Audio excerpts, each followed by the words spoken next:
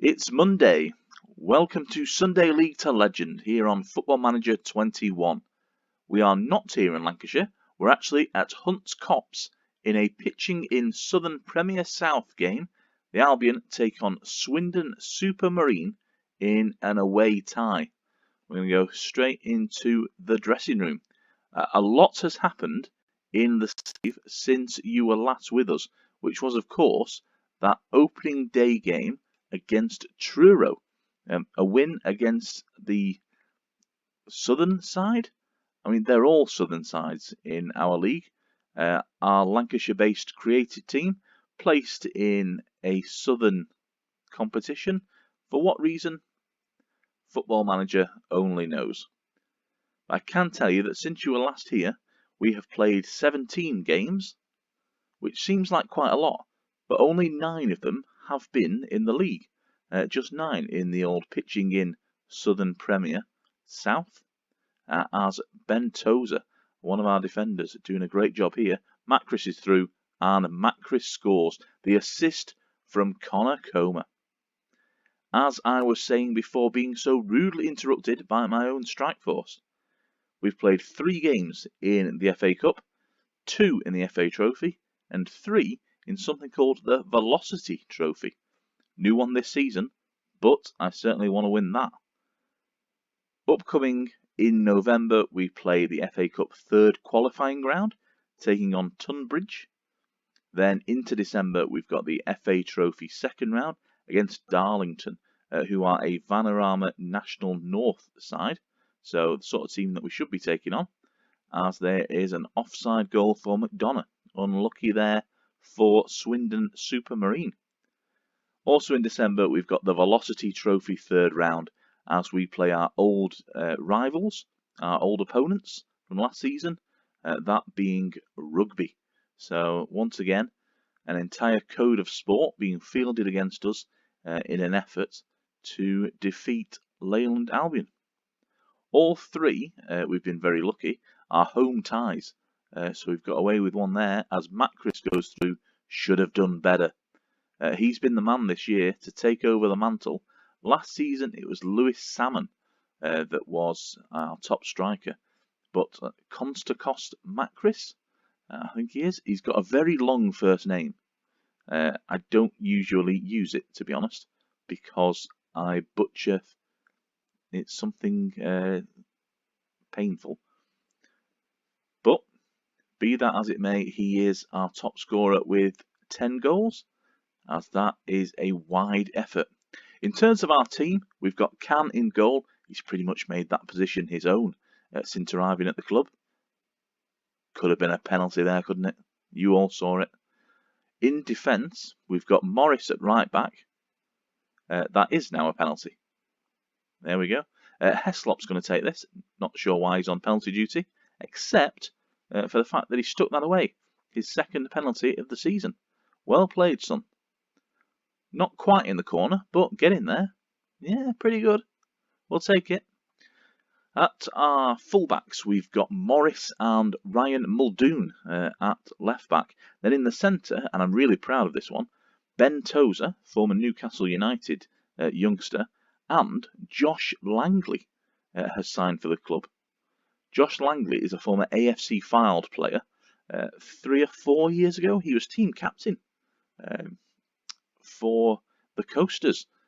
Suffered a really bad injury early on in his last season at the club, and then was released at the end. I think he went on to play for Southport. There you go. Delusions of grandeur there from myself. But he was available, and he's agreed to sign for us, even though he's not getting a weekly wage, just an appearance fee. Can there with another good save. In midfield, we've got Toucan on the right, Cisse on the left, Heslop and Kerry in central midfield, because Arneson, our young Icelandic player, he is currently away with his under-21 side. And then up front, Connor Comer, the record goal scorer for the club, who left to go to North Ferriby, returning. He is up front alongside Macris. We've actually got quite a stacked bench as well, the likes of Harry Walker, Tom Dawson, and Lewis Salmon could all come on as Macris gets his 12th goal of the season. Scott's misheader, apparently the reason for the goal. Tozer with the throw-in to Cam. Then look at that, Macris beating his man in the air and scoring the goal. Tight offside. Let's have a look. That's not a tight offside, is it? You park a bus in that space. Leyland Albion enjoying another unbeaten start to a season. I don't know what I'm doing. I wish I did. But we seem to be unbeaten for, well, certainly in the league, it's now 2 and what will be now 10 games in the league. It's hard to put a finger on it as to why. We just keep winning, or avoiding defeat is what we should say, because we've drawn a couple of games this season, but we're still doing the business. We're still picking up the wins, we're still grafting and getting the points on the board. This will, of course, assist us and get us once again promoted. Hopefully, that's the dream, because next year we'd go into the Vanarama National, well, hopefully in the National North, but the way things are going at the moment, we'll probably end up in the South, playing the likes of Darlington every week. But, sorry, no, they're a North side. You understand what I mean? It is early in the morning here in Lancashire. A bit of a bleary-eyed start as we take in some of the A-League that's on. It's Adelaide United at the game that's being played at the moment. So that kicked off 6:05 on a Saturday. Myself and the boys at A-League FC very used to early starts. Already, Adelaide 2 goals ahead through Craig Goodwin and Stefan Mork just before half-time. Controversy last week with Adelaide with the refereeing decisions. However, this week, as it's a disallowed goal. Swindon Supermarine, unfortunately, Harry Williams offside from Mulling's ball in. Oh, he's only just though, isn't he? I mean, that's tighter than it was for Macris's goal. We've got a suggestion here to bring off Cam for Bancroft. I'm going to ignore it just because I don't think he's the player that I'd want to bring on, to be honest, if we had a choice. I mean, we've got Harry Walker here, and we've got Tom Dawson and Connor Finlayson. Sorry, Dawson not on the bench. No, he picked up a knock late on. He did indeed. I did know that. So let's bring on Harry Walker. Harry has been with us since the level 10 days. Christ, that seems to be quite a long time ago now. As a Tozer with another throw-in. This time, though, it's Swindon on the counter. Can they do anything from here? Good sliding tackle, but an offside for Spalding. Leyland Albion dominating here, 3-0 away from home.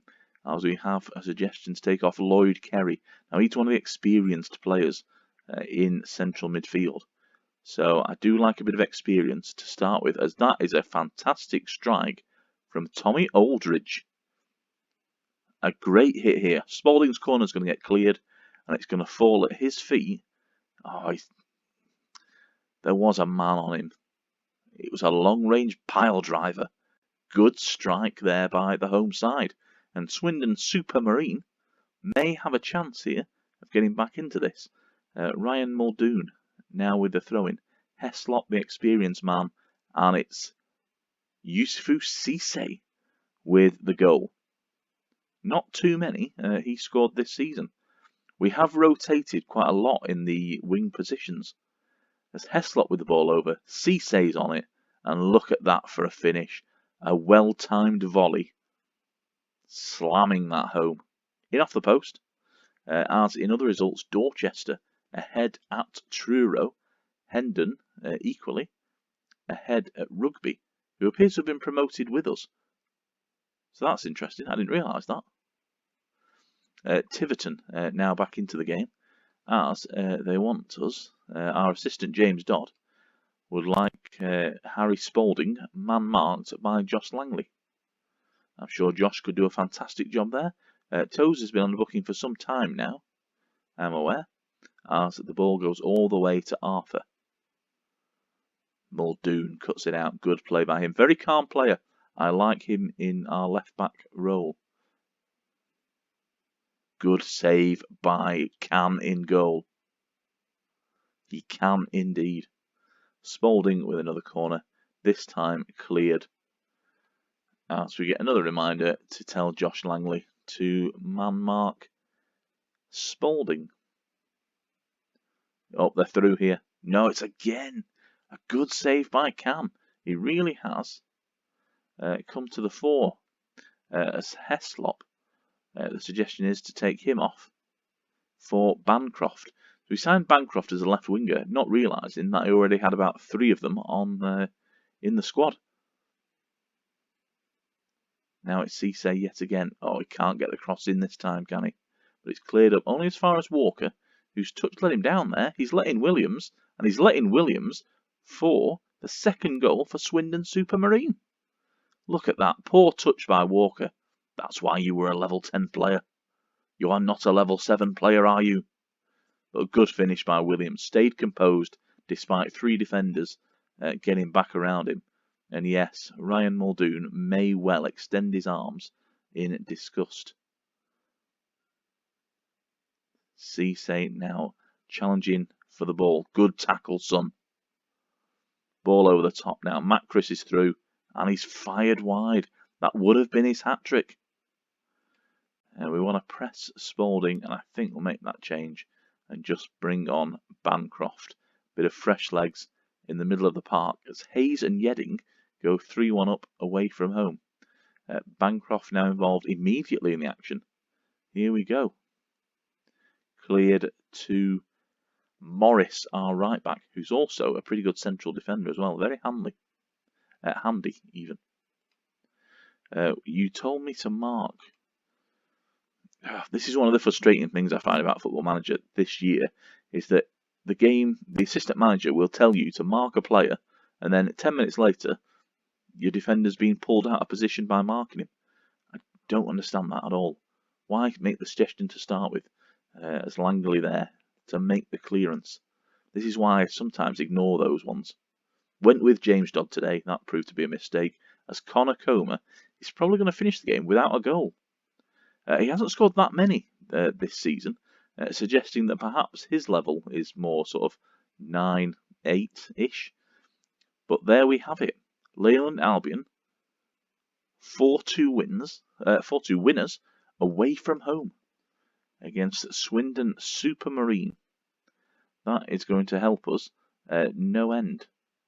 And a really good performance just to cap things off. So upcoming, I think we'll feature one of the cup ties.